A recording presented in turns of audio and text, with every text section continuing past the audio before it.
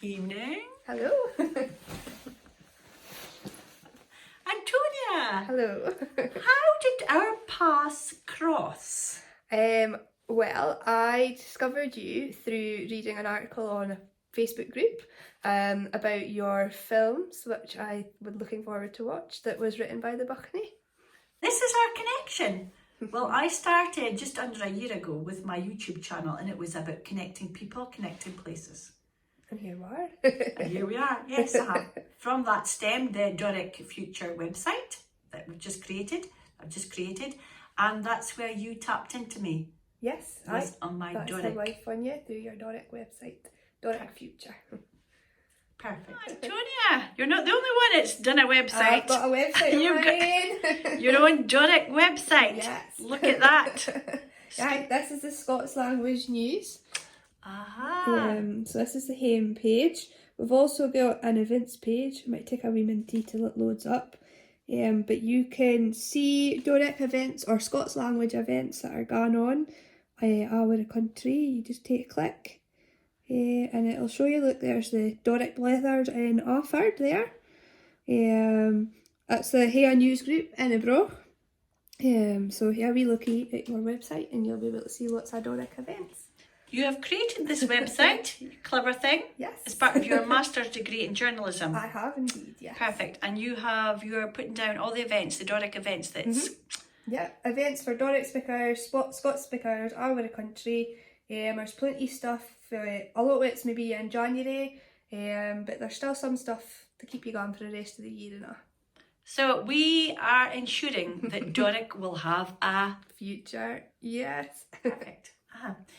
You're a Doric enthusiast. I am. And I think that's where we came together. Yes. Is because I started a website called Doric Future, Mm-hmm. and I put a kind of appeal out for anybody on a Doric speaking people, Doric writers, to come forth.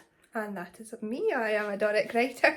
I write in Doric for newspapers, for different websites.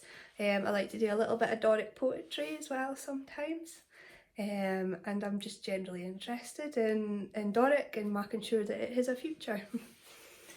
Antonia, how old are you, Antonia? I am 23. That is very impressive, Antonia. Because a lot of people that I interview are senior people, and I like to get their life stories and their history. Yes. But it's so refreshing that we've got a different age group who is maybe going to share a wee bit about what your vision for not only your future, but also the Doric future. Yes, that's it. So like I say, I write in Doric, and I hope that in my future I continue to have the opportunity to write in Doric, and that folk continue to read whatever I write. But I think at the minute there's a little bit of a renaissance for Doric and for Scots in general. I think young folk are starting to interact with it a bit more. Young folk are starting to read Doric and write Doric a bit more, and I hope to see that keep going in the future. Well, as Doric speaking folk, Antonia, it's prevalent to Aberdeenshire. Which part of Aberdeenshire do you live in? So I bide in Aberdeen at the minute because I'm a student, but I grew up in a country in between Longside and Mintra. Have you bed in the country? Up until I went away to university, I bed in the country. I spent a couple of months living in Spain and in France a couple of years ago when I was studying. But other than that, I was been in the country, or like I say, now I bide in Aberdeen. Right. I think that when I got you to write a wee bit of a piece for Doric Future, my website, you mentioned, Antonia, about how Doric is a huge part of who you are. Can you maybe elaborate on that a wee bitty? Aye, so growing up, I was my mum and my grandma I spoke Doric with, and they are the ones that passed it on to me. So I think that as long as I speak Doric, I'm always going to have a link to them, which is obviously really important. I studied French and Spanish at university, so languages are important to me in general, and travelling the world is important. And I just feel like that as long as I speak Doric, I've always got a little bit of home with me. So I think that's the main reason why it's so important. There, Antonia, you were saying that the Doric language and culture, it helps you keep connected with your family. Yes, aye, that's right. You were just saying that a minute ago about when you were abroad. What was the experience, Antonia, when you were abroad? So when I was abroad, when I was living in Spain, I bade with some English folk for a while, and they actually asked me if they could sit and listen to me speak to my mum and my grandma on Skype, because they were so amazed by how I spoke and how we communicated in Doric, and that it was just a completely different language to anything that they had ever heard before. And speaking Doric was actually, or nae speaking Doric was what made me feel the most homesick. It was the thing I missed most about home, was just being able to speak like us and nae to think about who I was speaking to folk. I think one of the reasons that we're sitting here tonight, Antonia, speaking about Doric, is our fear, and a lot of people's fear, is if our Doric language starts to disappear. Yes, Antonia, it is a big fear of mine. I mean, I hope it's something that's never going to happen or never going to happen in my lifetime, but it is a fear. I think that we watch so much like American TV programs now, and we're so influenced by Central Belt TV programs and radio and things, that we didn't hear Doric enough. There's nae very many Doric radio stations. There's one. There's nae really very much Doric seen on the TV, so we're nae exposed to it as much as we used to be, because we spend so much time watching TV, the internet, radio, listen to the radio, and there's nae exposure to Doric. So it is something I'm worried about. Doric TV? Could be the next thing. One of the things that you said earlier, Antonia, was that when you were at school, and you're quite young, oh my gosh, 23 Yes, years old, 23. and that you were made to speak proper English when you were at school. Yes. School, that is. Aye, that's right. So when I was little, I went to Penny Schoolie, or the play school in the Broch. So I sort of, from a very young age, spoke Broch Doric. And then I went to a country school. I went to Longside Primary School. I was obviously in with Tuchtar parents, country parents like myself, but the teachers or the headmistress preferred us to speak proper. Now, this was something that it was okay, we would speak proper when we were at school, but as soon as I came through the front door after school, my mum would tell me, "Do not speak like that. We don't speak like that in this house. You do not have to speak proper, we speak like this at home." So she was a great influencer, wasn't she? Yes, your mother. aye. That you would retain how you spoke. I probably wouldn't have speak Doric or speak like this at all now if it wasn't for her, and for my grandma and all. Because it was nae just you that speaks Doric. Your mother spoke Doric. Yes, aye. Your granny spoke Doric. Yes, aye. And that's why they wanted you to. And that's how we still communicate now. I mean, it would be really, really queer for me to speak to my mum on the phone and speak to her in English. Or even my grandma. It would be really weird for me to speak to my grandma on the phone and nae speak Doric. So what do you think it is about the way that we speak that kind of connects us better? That we can, is it about expressing ourselves better? Aye, I mean, I think obviously Doric is our first language, or for many folk in the northeast, Doric's our first language, so obviously you're always going to be able to express yourself better and express how you feel and what you see and what you hear better in your first language. So I think that's probably why it's so important. Antonia, do you think that school pupils today should have a better understanding of the way that we speak in this area? I think, yes, absolutely. I think that we are really, really lucky in that speaking Doric, we have the ability to speak two languages. I mean, Doric is a dialect of the Scots language, which is on its way to being recognised by the Scottish Government as one of Scotland's 3 official languages, with English and Gaelic. So if you can speak Doric and you can speak English, you're essentially bilingual. And I think parents need to be made aware of that. I mean, I think it would build their confidence if they were made aware of that. And I just think that, again, it's so important that we actually realise that this is what we're doing, that we are speaking more than one language, and that we have a skill that most folk don't even realise that we've got. You're right, because that's what we touched on earlier, that the way that we speak is the way that we've always spoken. Yeah. we didn't really realise it's something different to us. No, most folk just think it's a different way of speaking, or maybe a different way of speaking English if you really think about it. But it's a dialect or a completely different language altogether. We have different grammar system, different way of writing, spelling, so it's completely different. I know, because I'm just, if you look around the hinya there's a picture of my late father. He was a farmer, a northeast farmer, farm next to the North Sea. And his way of speaking was his way of life. Yes. That was, he was deep rooted in his culture as a farmer, very closely connected. It was a lifestyle, yes, and he connected in his thoughts in Doric. Yeah. He spoke, he thought in Doric, and he was so much part of that culture that that's what I do what I do, Antonia, and you do what you do at 23 years old, a journalist, a budding journalist. Well, that's it. I mean, I think a lot of folk think that a language is just something that you speak or something that you write in, but it's not. It's like you say, it's what you think in, it's what you dream in. It's so much more than just a way of communication. I mean, as somebody, I can speak French and I can speak Spanish, and I ken that when you bide in a different country, you end up thinking in the language of that country. And sometimes I had a teacher at school that said, you've really mastered a language when you actually start to dream in it. And I think folk didn't actually appreciate that there is that difference with folk in the Northeast compared to folk from other places.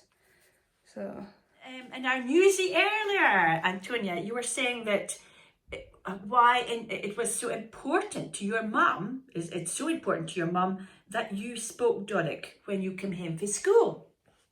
Aye, that's right. I think it's always been important to my mum that we spoke Doric in the house. It was always the way that we were told, you speak like us and nae English. My mum speaks Doric, her mum speaks Doric, her mum and dad before her probably spoke Doric. So I think it's just a part of our heritage, it's far we are and far we've come from. Is a long line of Doric speakers, I suppose. So I suppose that's why it's so important to my mum, and it still continues to be important to her. I think she kens that it makes us different compared to the rest of the world. It makes us who we are, and she wants us to be proud of who we are. So why nae be proud and speak Doric and nae put ourselves down for speaking it. Because I think there was an issue with that, because when I think back in my younger days and the way that I spoke, I used to cringe, thinking, oh my gosh, is that the way I speak? And I kind of played it do myself, Antonia, because sometimes you think with one's culture and the way that you've lived, especially if you've lived off, a basic living off the land or the sea, you are kind of possibly thought yourself as maybe not so educated as other folk. Yes, I think this is a problem that at the minute society really needs to deal with, this stigma that speaking Doric or speaking Scots means that you're maybe working class, or because you're not. I think Doric is for anybody can speak Doric. Abdi does speak it, or a lot of folk does speak it, regardless of how much money they make, how much money they made or their family made when they were younger. So I think it's something that we need to get past, is this idea that how much money you make equates to who you speak. So. Well, the cards have turned round and the tables have turned. Antonia, I'm so impressed. Antonia is a budding journalist. She is doing journalism at RGU. In fact, she's going further than that. She's doing her master's in journalism. So I just thought, right, okay, Antonia, you had the camera. You do the interview, right? It just crossed my mind, Antonia, as we were speaking there. It's not just about the way that we speak. It's not just about what we did in the past. It's about how we survived in the past. I suppose I'm really deep-rooted in my Doric because, as some folk ken, a lot of folk ken, that I do come from a farming background. My father learned a lot of skills from his father how to survive off the land. My father passed these skills on to me. I ken how to yow neeps. I ken, about feeding cattle. I ken about these skills that, if there was a catastrophe in the world, that we hope won't happen, we ken how to feed ourselves off the land.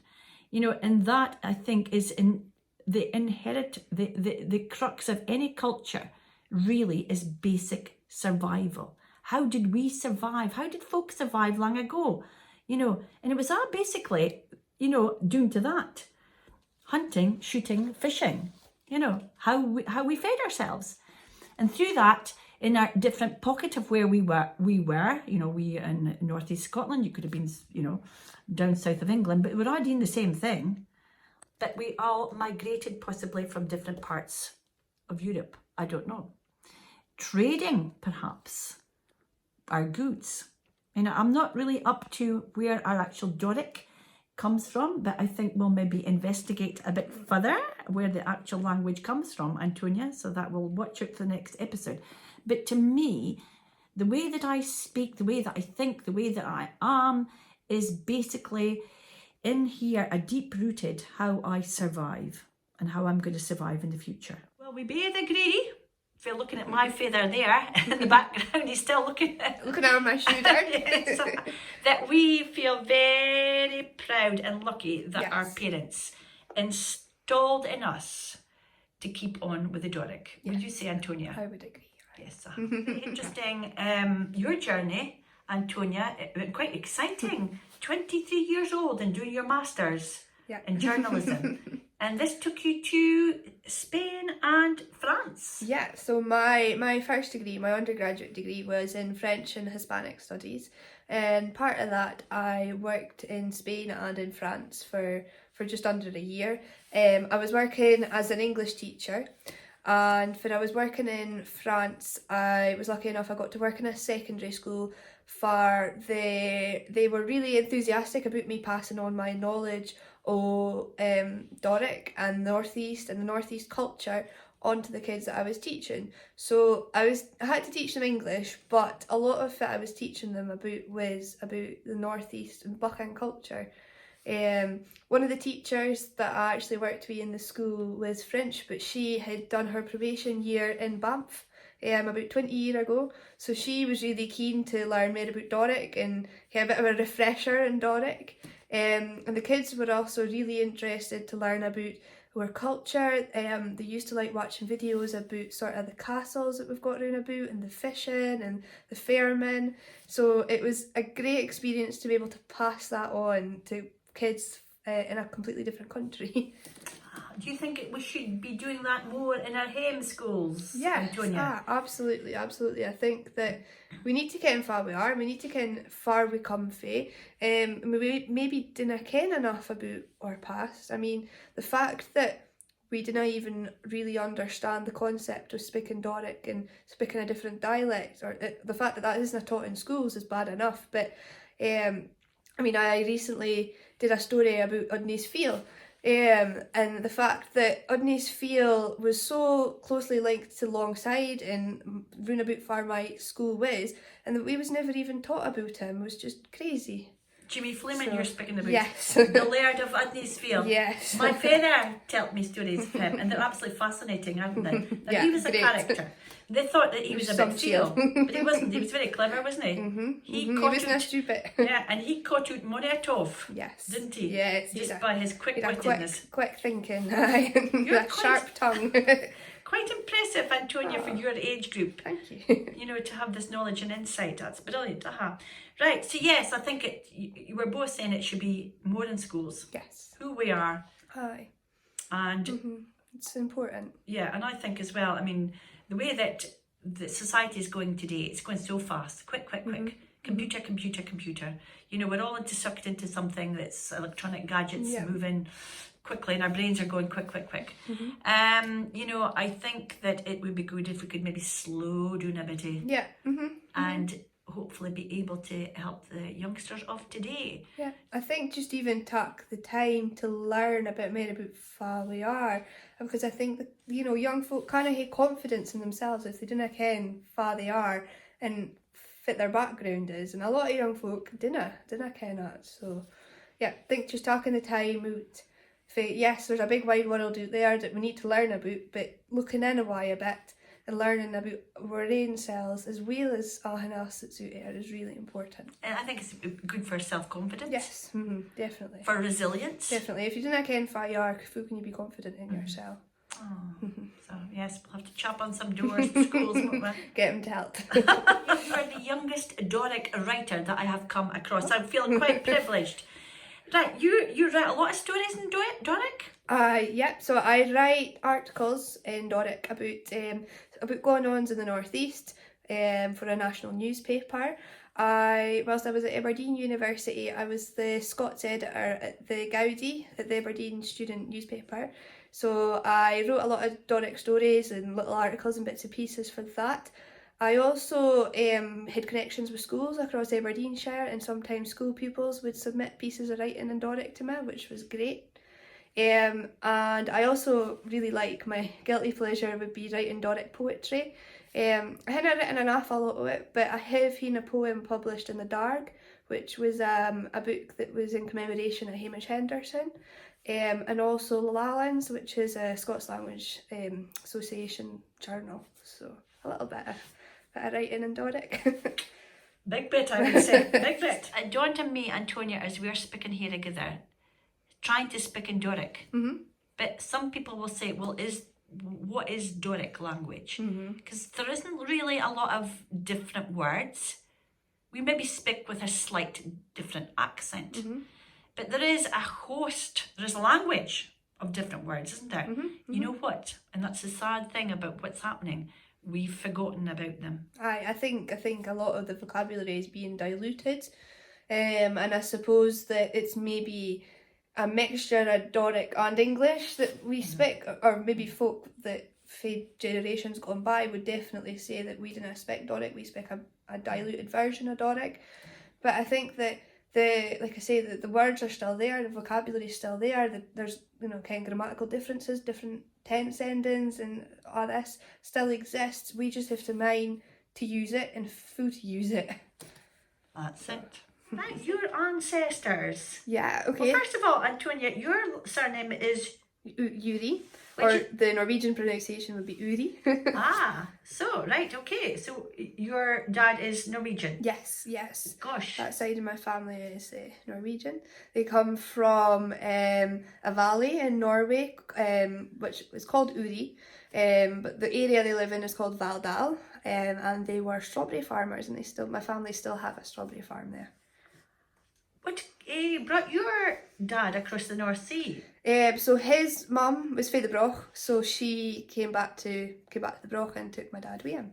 It's all relevant, isn't it? Yes. My granddad is Norwegian. He came to Aberdeen University to study to be a doctor, and then that was how they met. But they then went back to Norway, and my dad was born there. Does your dad speak Doric? He does, aye. So where are we from? Possibly Europe. Yes. Traders. I know. I always think I'm a bit Norse, Viking. A Viking, yes. Yes. We've got a bit of Viking in us. Because I'm always want to see picture in the next corner. I'm always want to venture. I'm always want to find out. Discover. Discover. Yes. Yeah, there we go. That's amazing. Right, your family, your as far back as you've been told, your grandparents or great grandparents? Yeah, so my grandma, she was a postmistress in the Broch. She had a post office in the Broch for 50 years. And then her father, he had a newspaper shop. So he had a post office and then the newspaper shop on the high street in the Broch. And my great-great-granda, he would have been a skipper on the boats. Oh, off the Broch? Yes. Aye. Oh my gosh, do you remember any of the stories about his stories? I didn't care half much about him, but when I was little, I was a little wooden cheery that sat on the stairs in my grandma's house. And this chair was made by my great-great-granda on the boats, and he died, but it came home. He didn't come home, but the cheery come home. And that chair bed in that house all my life. You mean he was drowned at sea? Yes, aye. Oh, gosh, I know. And that's our roots, isn't it? That's it, aye. It was a hard living, wasn't it? Fishing especially. Yeah, It was an easy job. No, and money didn't come home, did they? No. There was a lot of sore hearts, wasn't there? But yet, that's who we are. That's who we are. That that instinct for survival. And that sometimes that was a dangerous, yeah, that was a dangerous business. Yeah. But we've survived. Thankfully, they have, our forefathers, thanks to them. This is why I do what I do. It's to remember our forefathers. I'm just saying there, as in the converse, in the conversation, right? We're not just interested in the Doric culture, are we? No. Because everybody's got a culture. Yes, we do not exist in a vacuum. That's right, And I think if you're interested in your own culture, you're obviously going to be interested in other cultures around about you as well. And I'm fascinating to know that your Norwegian background, is that that you've got a great interest in their culture. I mean, I have never learned the Norwegian language, but I would love to.